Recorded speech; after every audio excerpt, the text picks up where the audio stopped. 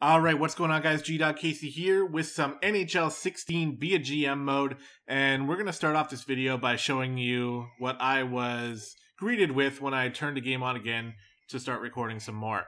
You can see here that I am currently in the preseason and I'm 0-4. It looks like somehow I forgot to actually save my game after I had finished playing last time, and that doesn't usually happen to me, so I don't know exactly what happened. The game auto saves after the game, so I don't know. I guess I must have just left. I don't even have an explanation for it. So you can see I'm like realizing that, and I was like, what the hell happened? Like maybe I just loaded the wrong file. But no, I deleted it, or I just didn't save it. So what ended up happening is I had to simulate through past the first two games of the season.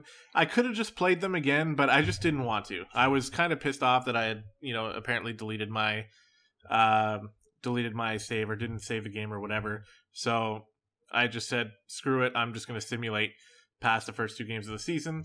And a couple bad things happened. First of all, I lost the game against Buffalo. So, now I'm not undefeated anymore. And the second thing is Anderson, my starting goalie, got injured for a week. So I lost that. I lost the goalie for a week, which sucks. But whatever. It's not the end of the world. It's just the first two games of the season. It's not a big deal. Also, you should have taken note there that I was 0-4 in the preseason. That was playing on pro difficulty, and I had lost 4 games in a row. So it was pretty tough, which is kind of my decision. Which helps my decision to stay in the in the pro difficulty area right now, because I feel like it's probably a good start for me, even though I won my first 2 games of the season. So here we are finally with some games after a couple minutes of rambling there. We are going to be starting with Matthew O'Connor. I've never heard of this guy. I do not watch hockey anymore. I used to actually watch it on a very regular basis, and I was a huge Ottawa Senators fan back when they had some players that I kind of liked more than what they have right now. I still like the team. I just don't follow hockey very closely anymore, but I still like playing the game, so I don't know who all these players are. So we're going to kick things off here in the second period. There really wasn't a lot of stuff going on in the first period, so we're going to kick things off here in the second, still early, and we're going to set up a pass for Zibanejad, and he's going to put that one in. Nice pass there, and he's going to slap that one right past Carey Price and get the Sens off to a good start here in the second with a 1-0 lead. And we'll take a look at that replay here. He got the assist here from Stone and MacArthur, and just such a good pass by MacArthur. The Canadian defenders were sort of derping there in front of the goalie, but whatever, we'll take it. So later on, a couple minutes after this, we have a pass going up to Smith, and he's just going to take a slap shot right in the middle of 3 Canadian players. He just takes the slapper and rips it right past Carey Price, top and blocker side. So it looks like Carey Price has a bit of a weakness in that direction here, as Zach Smith gets that one. We'll take one more look at it from this perspective, and you can see he just blows it right by him. So nice slap shot from there, and it's going to be a 2-0 lead for the Sens. Now it looks like the Canadians are going to be trying. Oh, nice defensive play with the stick there. You're going to knock the puck all the way over to Kyle Turris, who came in off a penalty or something, or a line change, and he just cuts in front of Carey Price and just scores, just shoots it right past him, and it's like it's no big deal at all. And now all of a sudden Ottawa's got a 3-0 lead as they explode in the second with 3 goals here. We'll see this one again. Kyle Turris just cuts right past Carey Price and just rips it past him, and that's going to be the 3rd goal of the game.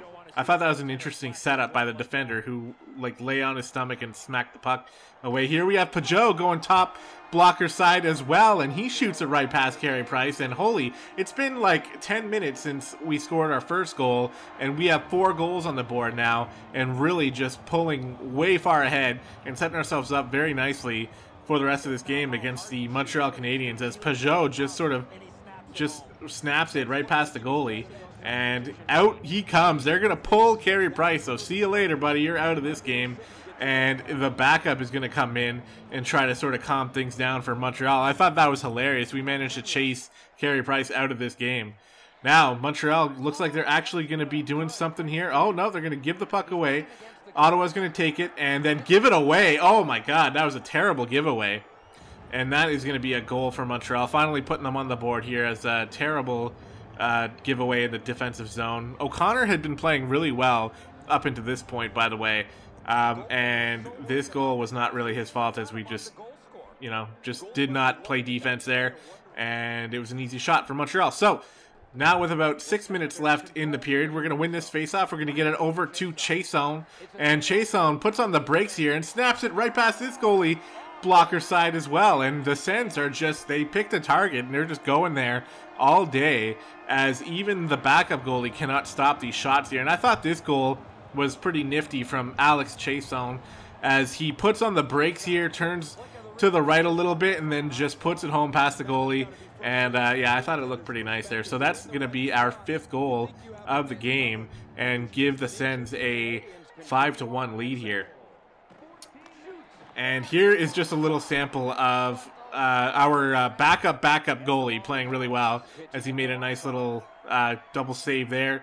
Here, as the game winds down, we are going to take a slapper off of the goalie, and Stone is going to grab that rebound and just score the goal right from the slot area. And that one was a pretty nice goal as well. It's going to be a 6-1 lead now for the Senators. Bobby Ryan unassisted here. You can see he actually steals the puck from the defender and takes the easy shot and puts that one in. So that's going to end this game. Coming back with a vengeance here, 6-1. After losing my last couple games in the save file, we're going to come back and just absolutely destroy the Canadiens 6-1. And it was a nice game. I mean, I felt pretty good playing that one. We were able to do whatever we wanted in the offensive end. There wasn't very many penalties, if there were any at all. I can't remember.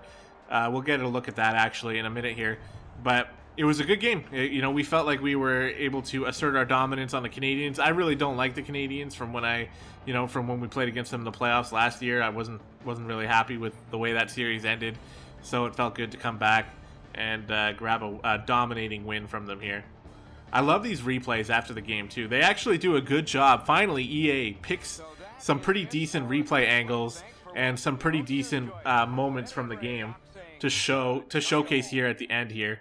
So it looks pretty nice, and that's the 6-1 game in the books. We can take a look at the stats. We had 37 shots on goal. Montreal had 34. And let's see, was there any penalties? Actually, there was. I got a couple penalties there, but didn't allow a power play goal. So, next game coming up. This is the Wednesday night rivalry. And apparently, there is a steaming rivalry between Ottawa Senators and the Columbus Blue Jackets, as this is going to be Wednesday night rivalry. I don't know what that's all about, but there you go. We can see Sergei Bobrovsky, 1-1 record. Not doing too terribly to start off the season.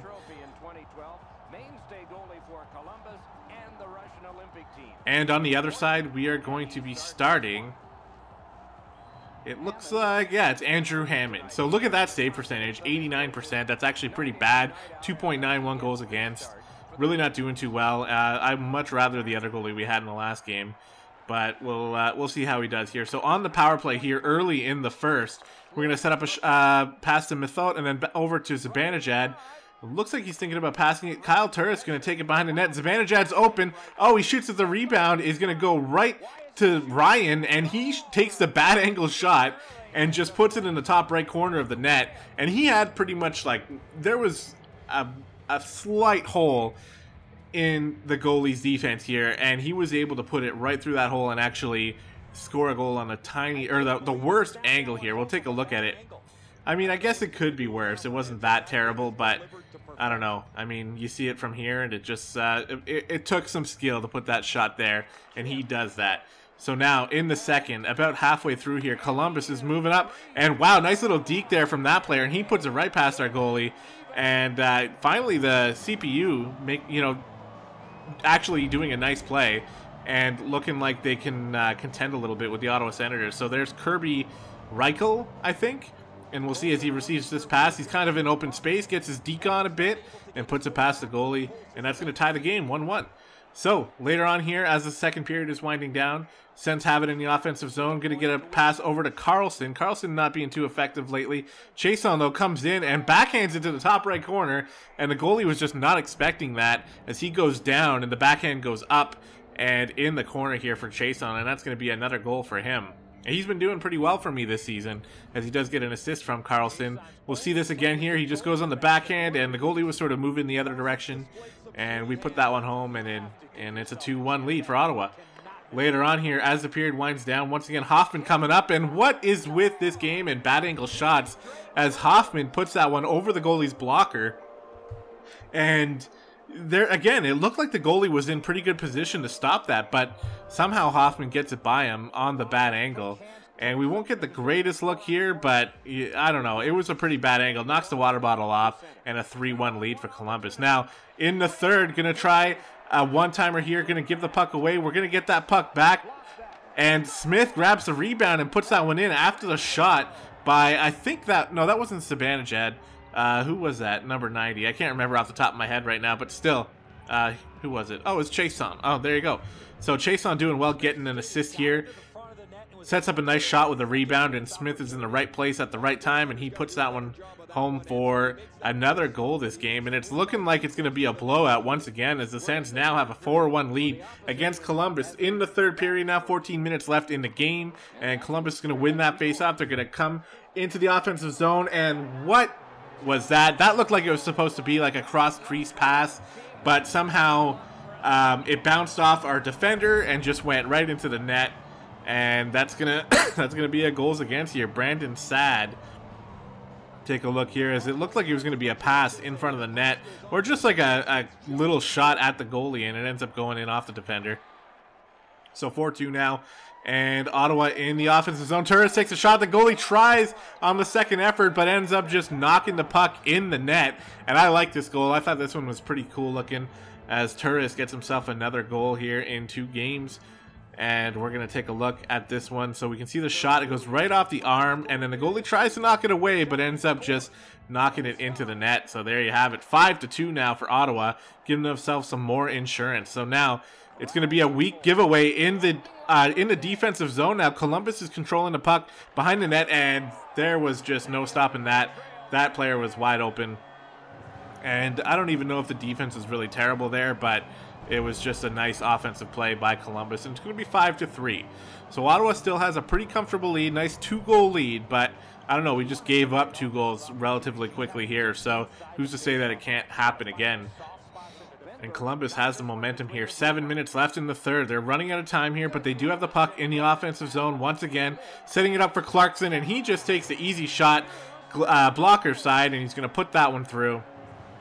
And now it's a 5-4 game, and Ottawa is needing to tighten up that defense here, as Columbus scores 3 quick goals in the third period and are now just a goal away of tying this up and you know, actually making this a game. It was looking like it was going to be another blowout, but here we have it. 4.5 minutes left in the game. Columbus is on the power play, and oh my god, such good passing, and that player was wide open, able to put that one through. Wide open, no one in front of him except the goalie, and he just makes a good shot and scores the tying power play goal here, as Ottawa taking bad penalties in the third period. Really not the best decision. The defender was almost able to stop that pass, but almost is not enough, and they score that goal. So that's a tie game. 53 seconds left in the game. A shot on. The rebound's going crazy. Stone picks it up, sets up a beautiful shot for Zibanejad once again. And we've seen him do that before in this series already. We're only on episode 2, and Zibanejad making that look like his play, as he just slaps this one right past the goalie. Under a minute left in the game. Beautiful pass from Stone, and I have a feeling we're going to be seeing lots of that in this series. That was just really well done. And that's going to win. That's going to be the game, the go-ahead goal, the game-winning goal as the clock winds down, and Ottawa manages to keep their technically undefeated record. We do have that loss against Buffalo now, but that was just a pretty exciting game. Pretty bad of Ottawa to give up such a big lead late in the game, but at least they were able to come through when it really counted.